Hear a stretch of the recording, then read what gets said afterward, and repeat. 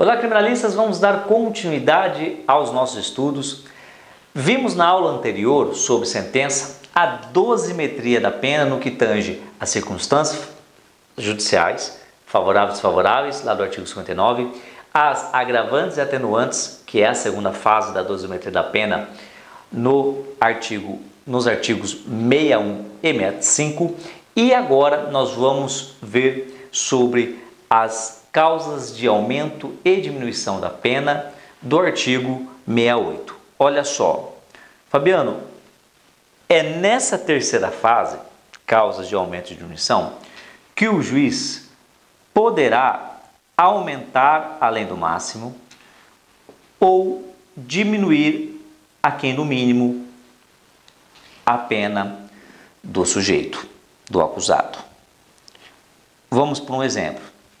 Vamos supor que o seu cliente esteja sendo acusado pelo artigo 33 da Lei 11.343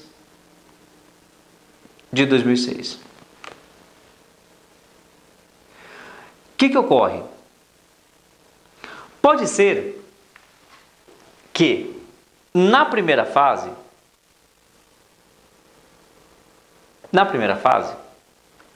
da dosimetria, conforme nós estudamos, são analisados as circunstâncias judiciais do 59, o juiz entenda que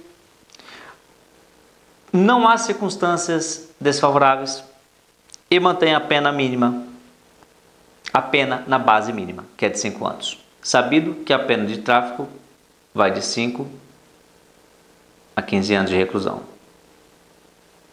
Certo?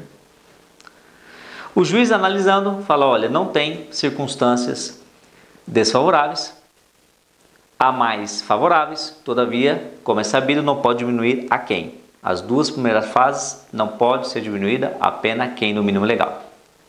Ele vai para a segunda fase com a pena fixada no patamar mínimo de 5 anos. Só que o juiz analisa na segunda fase que também não há agravantes do 61 e nem atenuantes do 65. E mantém a pena dele em 5 anos. Por mais que tenha atenuantes, não poderá diminuir aquém no mínimo legal na segunda fase. E ele vai então para a terceira fase. Nessa terceira fase da dosimetria, aqui sim, ele vai analisar a causa de aumento ou diminuição. Onde que estão essas causas de aumento e diminuição? No próprio artigo. No artigo 33 especificamente, no parágrafo 4º, tem o conhecido tráfico privilegiado. É uma causa de diminuição. Nessa causa aqui, então, nesse exemplo, seu cliente está indo o quê? 5 anos para a terceira fase. Aqui, o juiz, ele vai fazer o quê? Aplicar, ser preenchidos os requisitos, lá do parágrafo 4º, e diminuir a pena aqui de 1/3 a 2/3. Vamos supor que ele diminuiu 2/3. A pena aqui cai para 1 ano e 8 meses. Nessa terceira fase, tão somente nessa, a pena mínima ela pode ser reduzida e vir aquém da pena mínima. Como também, no outro giro, pode ser aquém da pena máxima. Além da pena máxima, perdão. Então, somente nessa terceira fase. São isso as causas de diminuição e as causas de aumento. Criminalistas, vocês entenderam como que funciona essa terceira fase da dosimetria da pena na prática, conforme eu ensinei no exemplo?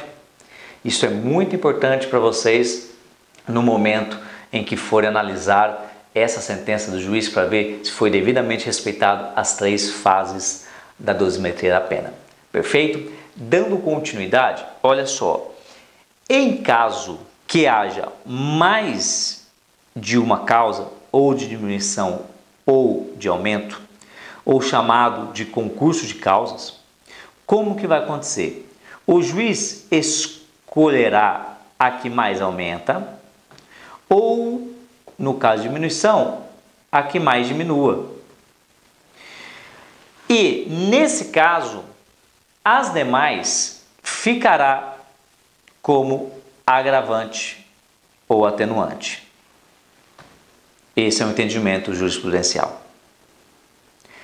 Fabiano, e no caso de concurso das qualificadoras, como que funciona?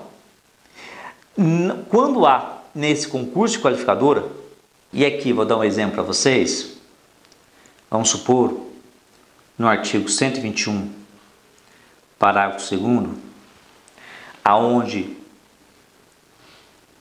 é qualificado, no exemplo aqui, motivo torpe e motivo que dificultou a defesa da vítima, são duas qualificadoras, não são? Nesse caso, como que funciona? Uma delas, vamos supor aqui, o motivo que dificultou a defesa da vítima, vai qualificar, é escolhida para elevar a pena, para efetivamente sair do simples e ficar definitivamente no qualificado. E a outra, e essa outra qualificadora, que estamos aqui diante de um concurso de qualificadoras, duas ou mais.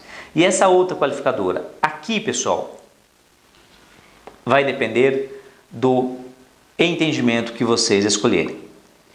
Para o STJ, essa outra qualificadora, conforme o nosso exemplo, vai servir como circunstância judicial lá do artigo 59. Ou seja, ela sai aqui da terceira fase e vai para a primeira, que são as circunstâncias judiciais. Perfeito?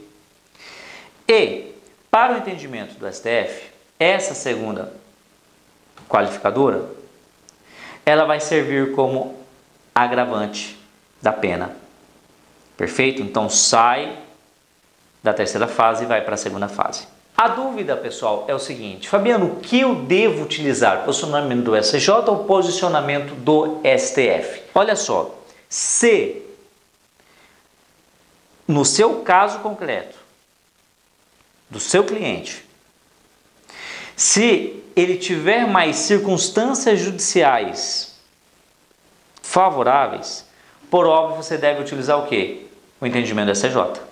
Agora, se você analisar o caso concreto e perceber que tem mais atenuantes, ou seja, isso vai favorecer o seu cliente, por óbvio, você vai optar pelo entendimento do STF.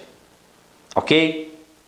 Então depende muito do caso concreto para você delimitar aí, para você arguir a sua tese defensiva. Perfeito?